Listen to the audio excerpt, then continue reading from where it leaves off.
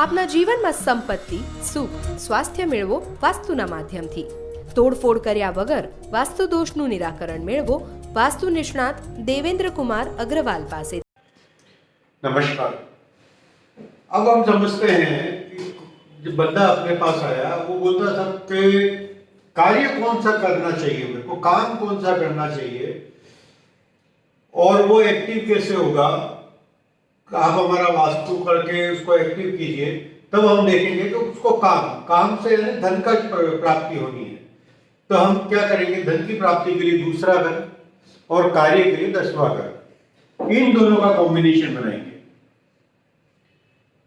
Mercury, moon and mercury, ये तीनों दोनों का कॉम्बिनेशन बनाएंगे, तब ये बंदे का कार्य हमको पता चलेगा इसको क्या कार्य करना है।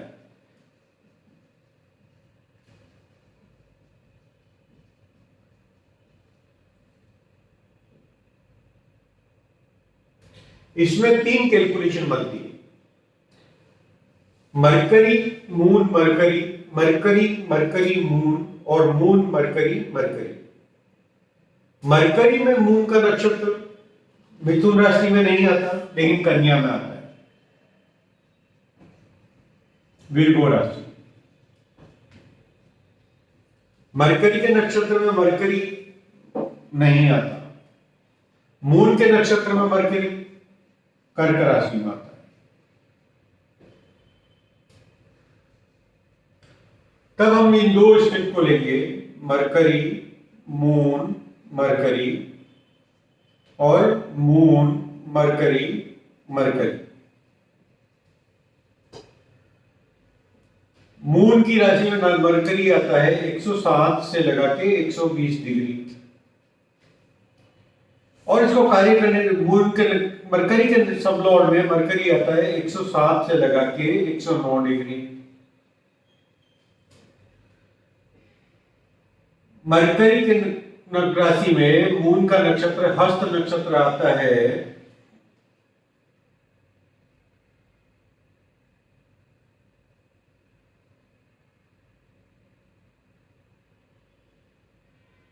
167 to 180 डिग्री। तो मून के नक्षत्र में मरकरी का सबलॉर्ड आता है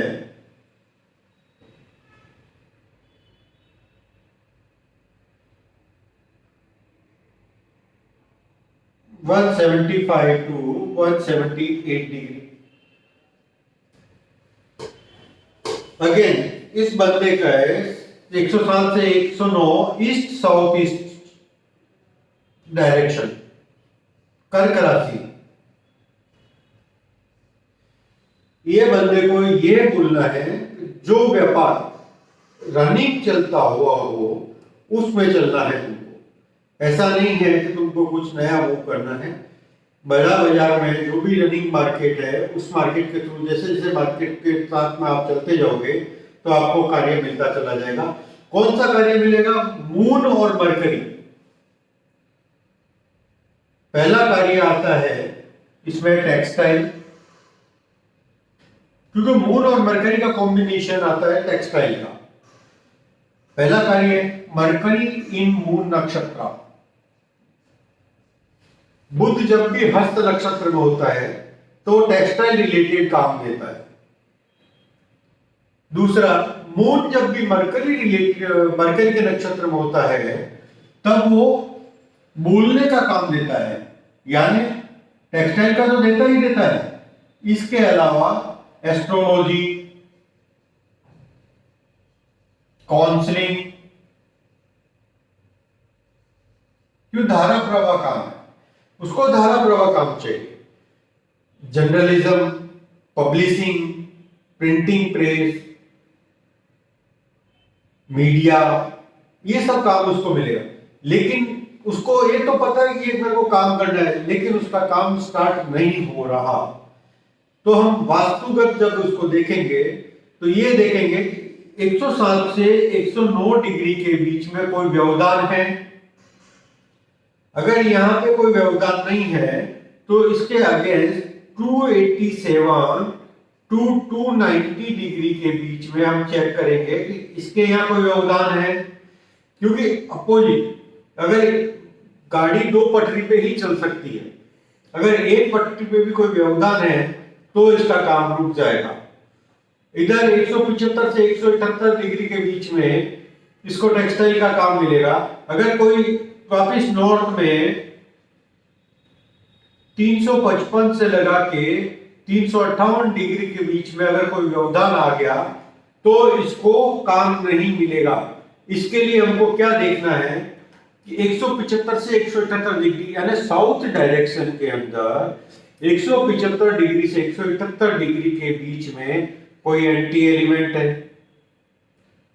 कोई इन तीनों नक्षत्र का यानी मरकरी और मून के नक्षत्र का कोई शत्रु नक्षत्र का कोई ऑब्जेक्ट आके रखा हुआ है। क्यों कि इसको जो काम दे रहा है मरकरी और मून दे रहा है। इसके लिए हमको मरकरी और मून को ही फोकस करना होगा।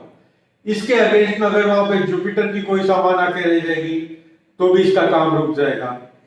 फायर रिलेटेड यानी मंगल के रिलेटेड कोई सामान आके रह जाएगा तो भी उसका काम रुक जाएगा। इसके लिए हमको ये समझना जरूरी है कि हमें वास्तु में उसको यहाँ क्या देखना चाहिए जिसकी वजह से इसका काम चल पड़े। तो हमें यहाँ पे ईस्ट साउथ ईस्ट डायरेक्शन में और साउथ डायरेक्शन में और इसके अगेंस्ट नॉर्थ डायरेक्शन में और इसके against west north west direction में, ये चार डायरेक्शन इसके लिए कार्य के लिए जवाबदार है। ये चारों डायरेक्शन जब इसके अच्छे होंगे, जब इसके यहाँ पे कोई व्यवधान नहीं होगा या कोई तकलीफ नहीं होगी तो इसको सीधे तरीके से काम मिलेगा और इसको रास्ते मिलेंगे और ये कार्य करने में अग्रसर होता चला जाएगा।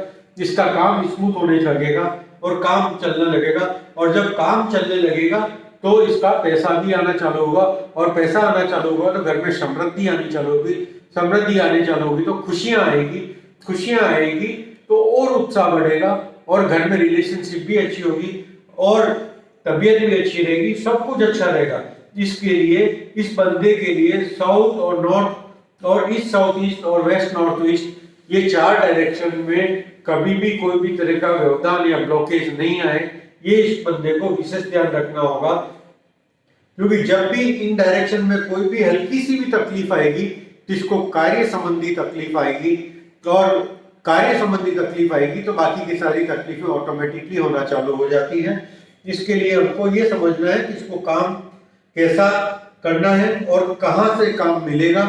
ये जब हम लोग समझ लेंगे और इस तरीके से हम लोग जब उसका एस्ट्रो वास्तु के थ्रू सॉल्यूशन करेंगे तो 100% रिजल्ट आएगा और बंदे को काम मिलेगा तो आप पे ट्रस्ट होगा तो ये काम सुचारू रूप से वो कर पाएगा। हमारी कुंडली में हमारे कुदरत ने जब हमारा जन्म हुआ तब वो सब चीजें लिखी है कि आपको क्या करना है, कैसे करना है, कहाँ करना है, कब करना है, एक एक चीज उसके अंदर राइटअप है। कोई भी चीज, कोई भी वस्तु हमारी कुंडली से बाहर है ही नहीं। जब हम कुंडलीकृत वास्तु करते हैं तब रिजल्ट 100% आता है, इसमें कोई शक नहीं। लेकिन फिर भी हम ये बोलते हैं कि 99% तक रिजल्ट आता है, क्योंकि हम लोग विधि के विधान को कभी भी चेंज नहीं कर सकते। विधि के विधान को हम समझ के सही ढंग से जब उसको अप्लाई करते हैं तो विधि का विधान जो ऊपर वाले ने लिखा है उसके लिए सुचारू रूप से सुव्यवस्थित हो जाता है। यही एस्ट्रो वास्तु की खासियत है। इसलिए एस्ट्रो और वास्तु का जब कॉम्बिनेशन होता है तब हम लोग बोलते हैं कि समृद्धि आना निश्चित है, इसमें कोई शक की जगह नहीं है।